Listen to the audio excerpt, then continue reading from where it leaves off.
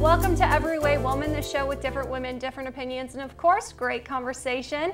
I'm Jasmine Moyer. Welcome, ladies. So, of course, we're women in the media, but there's a lot of women in the hot seat, particularly a woman news anchor in Wisconsin who's getting a lot of heat for her weight. Right. Now, Sandra, you've heard the news story. I did hear the story. I actually saw her as well. I wouldn't exactly call her overweight. I think she's a big woman. And I don't think that it was really fair for someone to call her out on that. I just don't. Now, I've worked in TV news. It wasn't the other news anchors, particularly. Right. It was a viewer who wrote in. She wrote her an email. It was him. Right. He wrote her an email. Mm-hmm. And basically said, that her size was a concern.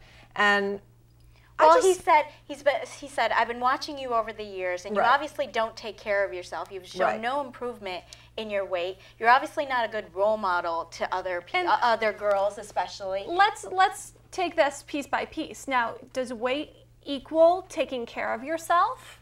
It could. Well, it could, but what about does, but I don't think it should. You can be very athletic and still be a little bit overweight. And let's face he it, adds weight to you also. And that's not fair. And frankly, but I also think that she shouldn't be taking it be so sensitive about it. Bingo. Because being in the public eye, you're gonna get if you're out there and you're on negative TV. comments. But I think it's going to happen. I think he hit her a little too personally when he says you're not a good role model. Right. And she has 2 daughters. And to tell her that she's not a good role model for all her viewers, and she was like, you don't know me. You don't know anything about me. You know one factor that you're basing my being a role model, and that's being a good role model doesn't equal what you weigh. No, I want to know what Stacey has to say about this. My concern about that is, and you have a valid point, but she went to the bullying piece because I heard her on the news encouraging her viewers, young people, that if you've ever been bullied about your weight or the color of your skin or your gender or your sexual orientation, and I took issue to that. She was not bullied. The man said something that quite frankly was true. She is overweight. Now, whether he attacked her about being a role model, X, Y, and Z, but I take issue that she put that into bullying. There's some people who are really bullied. He did not bully her. He made a fact. She is overweight. And to put that into people who are uncomfortable with their skin color or their sexual orientation, she was out of line for that. And she's not right and comfortable in who she is. Now, wait, though. Is it, now I'm not saying it's right, though, but we can't devalue her feelings and saying her feelings were hurt by that. She was attacked. She was attacked by that. She was not attacked. Verbally. I think to say you are not a good role model because that you was are his Well, that's what she opinion. attached Who is it this to. person? Yeah. Why is he sitting anonymously launching this emotional grenade? I remember I did the Dr. Drew show not long ago, and somebody emailed me and said, your hair looked horrible in that show. I'm not going to say, oh my God, I was bullied and go crazy and all over the media. That was that person's I think opinion. the key is you cannot take it personally. You can't just channel all your energy into taking Why that are you saying she was personally. attacked? I mean, I want to get an understanding. How was she attacked? Personally, for somebody who is sensitive about her personal appearance, I think most women are. But if somebody was saying, you're overweight, and because you're overweight, or that doesn't make you a bad person, though. It doesn't make you less of a role model, and you shouldn't be in that job. You don't have the right to be in TV because of the way you look. You can equate that with your gender, with your race, whatever it is, because of your size. Right. That is discrimination. And you know what? She addressed it. So she was proactive about it. Right. She said that all my coworkers are much more upset than even me, and so I chose to, just address it. She's not hurling anything back at him. Of course she is. You don't think she's bullying him now by making this whole big ordeal about this? She addressed his concerns to her. She did not address his I think the best thing she can do is keep doing her job well and being effective as an anchor and going forward. Do your well, you rise rise above of the that. way you You look. rise above that. Rise above. Stay tuned. We'll be back after this. Stay with us. We'll be right back with more Every Woman. Every Woman is honoring fellow women in the media. Welcome, Robin Hunt, to the show. Thank you. Thank you. very much. We're so excited to have you here. Now tell us a little bit about Cocktails and Conversation. Well, Cocktails and Conversation I do as a radio show on Blog Talk Radio with I call her my pick, my partner in crime, Erica. She's located in Atlanta, and I'm here in California. And it's a weekly show that we actually do on Saturday mornings at 5 a.m. Pacific time. And then again, Wednesday night, we call it Grown Folks Radio, or the Wednesday Wind Down, which is 6 p.m. here, California time. Now, you said your pick is in Atlanta. How does that work being kind of bi-coastal partners? You know, luckily, we're very great friends. We've been friends since high school.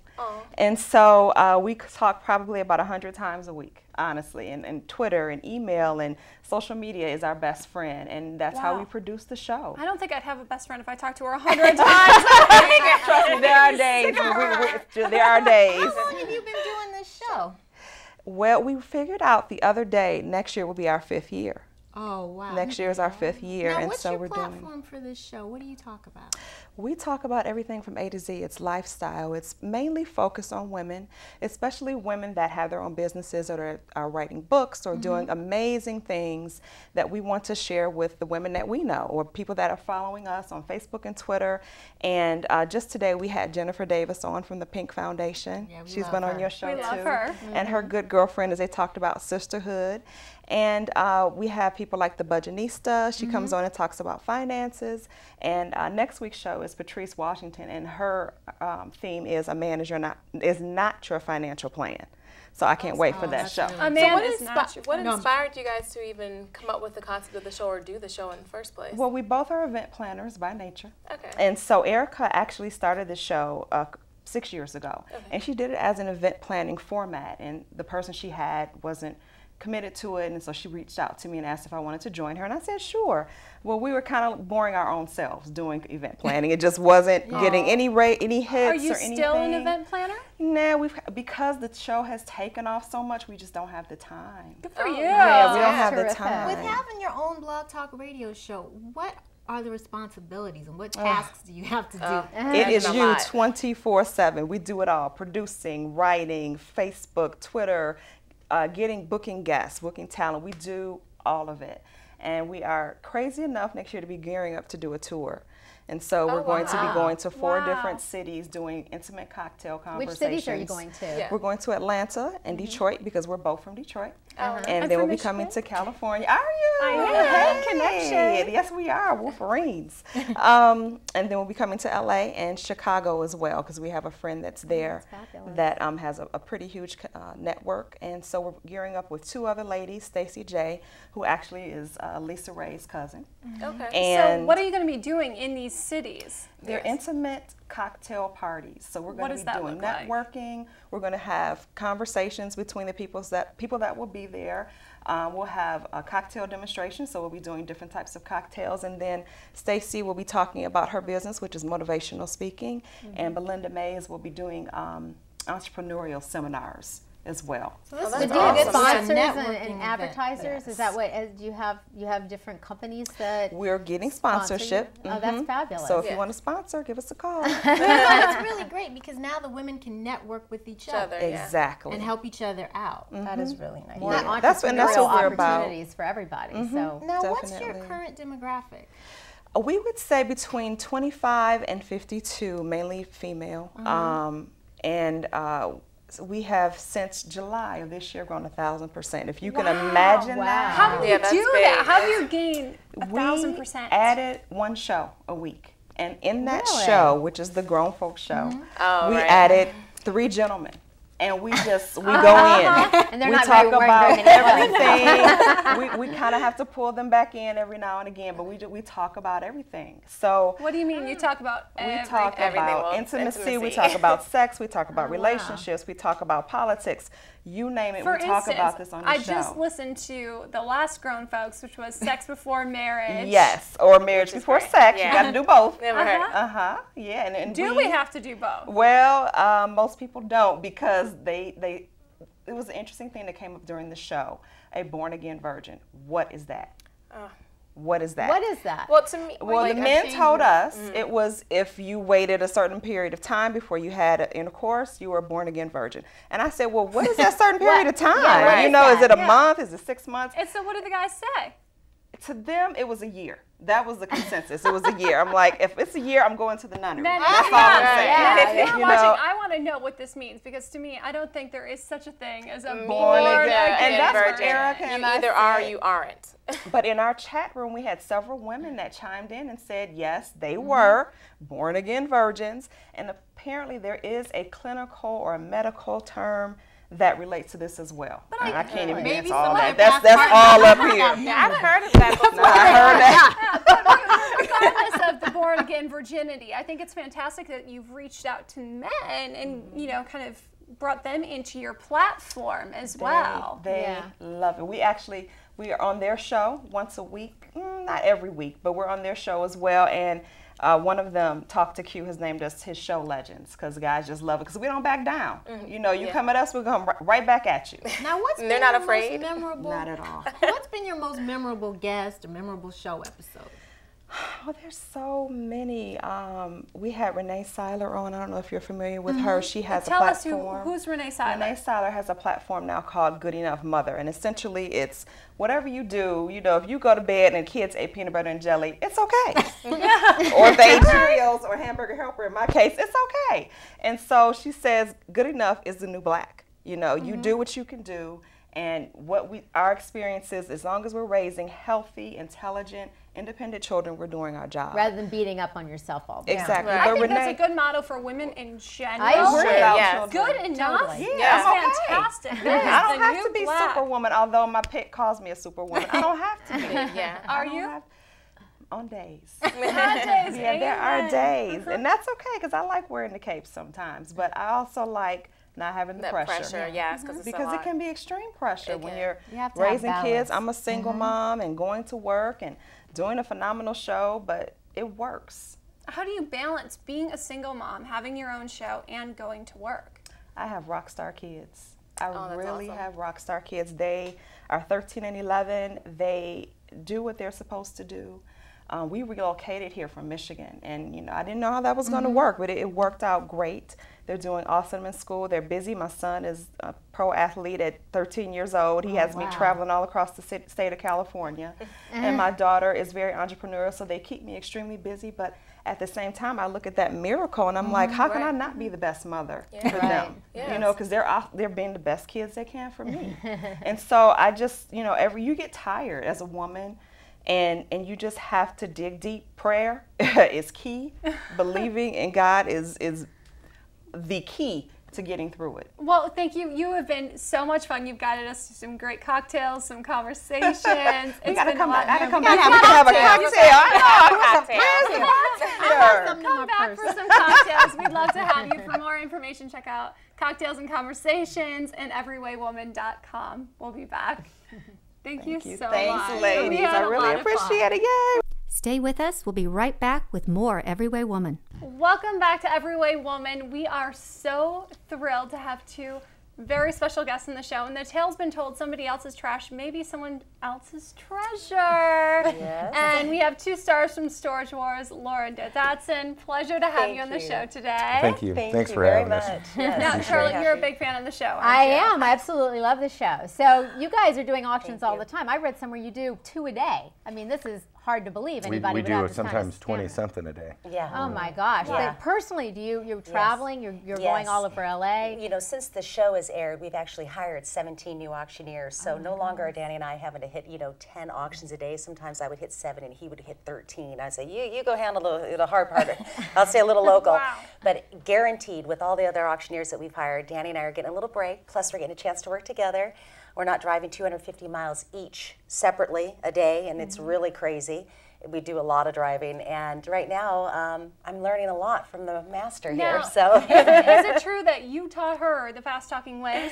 Well, I think Laura was kind of a fast talker before I met her. But, as far as the auction chant, I taught her how to do that, and she does good. We come from a long lineage of auctioneers, so all auctioneers are individual, and we all sound a little bit different. But you can hear an auctioneer, and you can tell where they learned it from. You know, it's kind of funny how that works. You started at 11. I did. 1974, way before you were born, young lady. 1974. What did you auction off in 1974? You know, I would go to my grandfather's house in Northwest Arkansas, Sam Fancher, and I would do that every summer. And I did it like 8, 9, 10, 11 years old. In 74, I said, Grandpa, I want to be like you. I want to do this stuff. And 3 weeks later, I was up on top of a trunk selling a desk, and my grandfather introduced me, and I got up there all confident, and everybody got quiet, and nothing came out of my mouth, and he got a little frustrated with me. And I realized right then and there that if I didn't pull the switch and do it, I was never going to do it. So, you know, I've never really looked back. What is the craziest thing you've ever found in a unit? You mean besides bodies and stuff like that? Have you found bodies in a unit? Well, let's break it down a second. A unit. A storage unit. A storage right? unit, yeah. Okay, storage unit. Yes. Yeah, you know, it's happened. Some people think that's a really good place to stash people, and it's really not unless you're going to pay your bill. Yeah, I'm serious. These lockers you rent these lockers, and then they either are abandoned or they forget to pay their bill, or a credit card changes, or somebody else was in charge of paying their stuff and they didn't. Like celebrities, you know, for instance, why you think they've got money, why aren't they paying their bill? It's because their assistant might have put it in there, they didn't know it, the credit card expired, the next thing you know, oh my gosh, their stuff is being sold. They had a handler or a manager or an assistant. Was this a hobby of yours that you went around to different storage units? Yeah, it was a hobby that I decided, you know, I needed to make a living and feed my family. So, you know, I started doing this self-storage in '85. We started our company in '83, American Auctioneers, and you know, I just was an auctioneer and I wanted stuff to sell, and self-storage was blooming at that time, and I thought, well, that's a good thing. A lot of the auctioneers that were selling horses and equipment and vehicles and that kind of stuff, they kind of looked, you know, down their nose at me because I was just a self-storage auctioneer. But now we're, you know, we're one of the biggest. We got a little TV show out of it, so it kind of worked out. Have the prices gone up a lot for units now that the show's on the air and it's so popular? It seems like 5 or 6 years ago, the average unit was like $125, $150. It was a very small amount of people that knew about these auctions. The owners of the self-storage industry had no desire to let people know, hey, we not only store your stuff, but if you don't pay, we're going to sell your stuff. And they didn't want to talk about that, so it was kind of difficult. Loosening up this industry with our cameras, and that's how we started doing this, is just putting them on YouTube, and ABC and NBC and KCT all picked up thrift economy stores. I can't believe how you've made it so interesting, because Storage Wars, you would think, but you know, it's Tom Beers. Tom Beers is the guy that makes things interesting. He can go to Ice Road Truckers and make that interesting. You also make it interesting with your rant, so can you give us a little bit of this auctioneer chant right now? All right, here we go, number 20, what are you going to pay? Say, how much, 20, 30, 40, 50, 60, you got to go sell that to a everyday woman. Got it for 50 big bucks right there. That's right. Very, very good. Stay tuned. Thank you so much for being here. More Everyway Woman will be right back. That was so much fun. Thank you. Stay with us. We'll be right back with more Everyway Woman. We're back with Laura and Dan Dotson, having so much fun. Now, do you ever feel guilty about taking stuff out of these storage units? No, we don't take anything out of the storage unit. We sell it right where it's at. The way that we look at it is if somebody loses their stuff, it's terrible. And the last thing this industry wants to do is sell somebody's stuff. So they don't just sell somebody's stuff. They make phone calls. They look at their contracts. They do postings, publications. They go through a lot of things to try to swing deals to not sell somebody's stuff. That's one thing we do with our company compared to maybe a few other auction companies. We make sure that the buyer that bought it, we let them know, please return the personal items, photographs, birth certificates, obviously things that are not important to you. You know, sometimes those things are easily and readily available once they're clearing out the unit and they leave it in the office, or they give us a call and go, I've got a box or two. So we will get a hold of, hopefully, the person that lost it, because it's not that easy, believe it or not. They've gone through every measure. It's a 3-month process, that it takes for these items to go up for sale. And a lot of people ask us, do we feel bad or guilty about selling people's stuff? And of course, we don't want to sell anybody's stuff, especially if they're right there. But the way that we figure it. The good side is that it's green, the ultimate green. You know, that let's say one unit that was lost might help help 10 different families gain from that. They got the vacuum, somebody got a bed, and you can maybe get a ladder. Maybe the guy's a painter and he can't afford a $125 ladder, but he can afford a $20 ladder. Someone else's treasure. That's right. It's fantastic. And you know, it's not going to landfill, right? Do you have tips for somebody who wants to buy a unit? I mean, what would you tell them? I would absolutely check and find out who is your auctioneer in the area. Put up their storage auctions and see who comes up to the top of the list. It's probably American Auctioneers. They could just go to AmericanAuctioneers.com, couldn't they? Absolutely. AmericanAuctioneers.com. Or, you know, StorageTreasures.com is another company that we've co-founded. And we put some training videos you're going to have tips that have recently come out, and there are tips. And, you know, best thing is just to take cash, have a way to get rid of the stuff, take a flashlight, a kiddie belt in the pickup truck is always a great idea. 24 hours to get out of the unit, make sure you have a strong back, and make sure that you absolutely know that you bought that unit. You can't leave it behind. And if it's a big unit and you're there at the auction and you think, God, I need a couple of days, ask the auctioneer, ask the manager before you bid. And sometimes you can get extra time. And that's really good advice. Just figure out where you're going to go with the stuff. I have one other question here. On the show, which is the greatest show, everybody is so funny. Do people write their own jokes, or do the... We usually give them alcohol before we spread the Jack Daniels. Organic. Yeah, this is just the cast. You know, when we were putting this together, Danny and I doing YouTubes, I knew right away, Daryl and Danny was like Dave and Jared. We knew that those two couldn't stand each other and what would happen at the auctions. We talk about the day. And how did you find them? They've been coming to our auctions anywhere from 25 years. I've known Dave for 25 years. And We've known Daryl for 17 years. I've known Daryl 16 years and Jared and Brandy a few years, and I just knew that right combination was absolutely worth watching. You know, Barry is like amazing. You know, Barry's the only guy that we didn't have as customer before the show. He's actually Jesse James's Jewish godfather. And they met but you as a lady, you say something at the end of every auction. And what is that? That's right, folks. Don't forget to pay the lady. That's right. As every white woman, we appreciate that. Thank you. Thanks again for being here. Ladies, call it out. Pay the lady. Call it out, ladies. We'll be right back. Stay tuned. Thank you. Of course. Thank you very much. That was so. Stay with us. We'll be right back with more Every Way Woman. Welcome back. Every Way Woman is honoring Breast Cancer Month. And with us is Alicia Cremian from the Fitness Station. Yep. She's a personal trainer, and she has an extraordinary smoothie. It is called the Anti-Breast Cancer Smoothie. Right. I want some. Show us. Great. And the cool thing about it is it's only 3 ingredients. Wow. So, yeah. Okay, before you start, why is it called the Anti-Breast Cancer Smoothie? Well, the reason why is because the ingredients we're using all have contents in them that help fight breast cancer or prevent them. So the first one we're going to start with is coconut water, and we're going to use young coconut, which is this one. Okay. And if you guys go to our YouTube channel, you can actually learn how to cut it and open it yourself. Okay, so at the end we're going to ask you where that channel is. But what I did is I actually put some in a mason jar earlier on, and we're going to pour some of it in our little Vitamix, which is my favorite blender ever. Let me see. Oh. Smells amazing, right? Oh my gosh. Doesn't that smell great? Okay. And if you put a little bit of the coconut pulp in there and you blend it, you have coconut milk. All so right. that's our first ingredient. Next? And the coconut milk actually has lauric acid in it, which is also present in human milk. Okay. And it has antimicrobial properties. All right.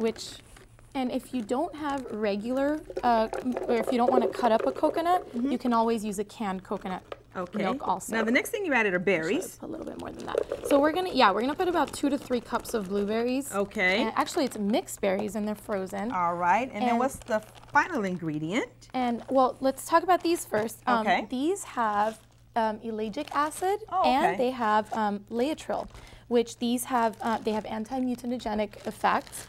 And they also protect cell DNA damage. Okay. So, and all those beautiful colors, those are flavonoids, and they have, and they're full of antioxidants. You're giving me some great things, but I want us to get to the smoothie. I know. Okay.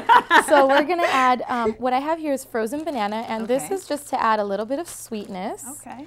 And it makes it creamy, like adding cream to it. I'm excited. Let's get to blending. I know. So this is the fun part. All we have to do is 3 ingredient mix.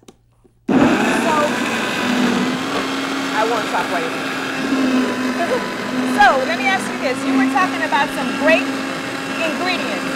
Can the viewers find those on your website about the antioxidants and all those things? Yeah. All right, good. Give me a minute. We're going to add a little bit more coconut water. Okay. So the ingredients, they can find that on your website, right? You were talking about the antioxidants and all those pieces. correct? Yes. Right. So basically, we have our website is fitnessstationla.com. Awesome. And if you want to find us on Instagram, we are, again, Fitness Station, and we have motivational pictures and recipes. Yeah! There we go. Wow, that looks good.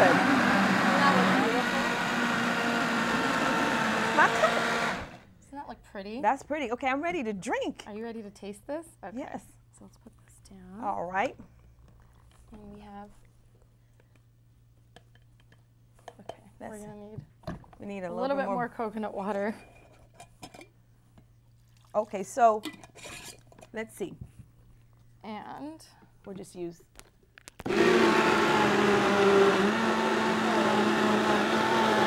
All right, that's good. Perfect. Perfect. So. All right, you get your little, let's toast to all of the survivors and all of the women. A little straw for you. All right, get you some, let's see. How's that taste? Ooh, yeah. Very delicious, right? Excellent, excellent, excellent. Yeah. Excellent. Are you going to have a little? I will. Put your straw in with mine? I will. Okay, we'll have a cute little. Okay, so where can our viewing audience find you? Fitnessstationla.com or on Instagram for Fitness Station, and also on Twitter, @TFitnessStation. Okay. For those of you, this is our anti-breast cancer smoothie. We'll be right back. This has been an Everyway Woman production.